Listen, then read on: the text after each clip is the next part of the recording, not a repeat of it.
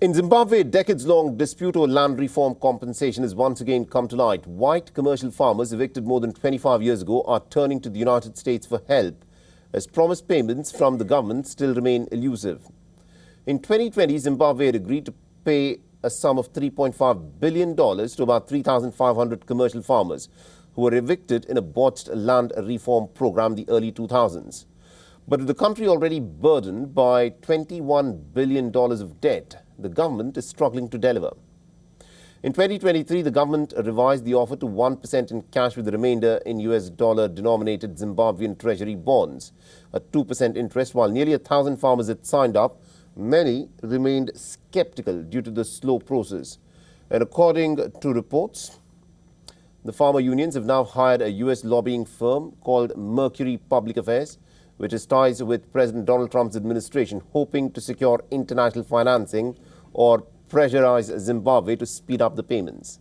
Now, analysts say that while farmers are entitled to compensation under the agreement, any outside intervention will come with strings attached, potentially involving Zimbabwe's mineral wealth.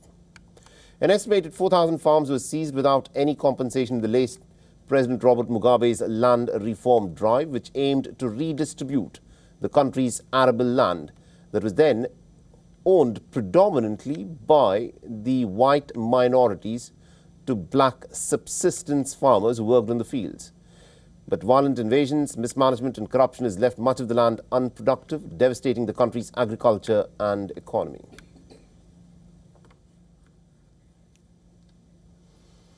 And our correspondent Calvin Ongwu has sent us this report. Listen in. White farmers in Zimbabwe, many of them elderly, say they are desperate for long-promised compensation and are now appealing to the Trump administration to intervene. The government of President Emmerson Mnangagwa has struggled to honor a 2020 agreement to pay $3.5 billion to about 3,500 commercial farmers displaced during the chaotic land reform program of the early 2000s.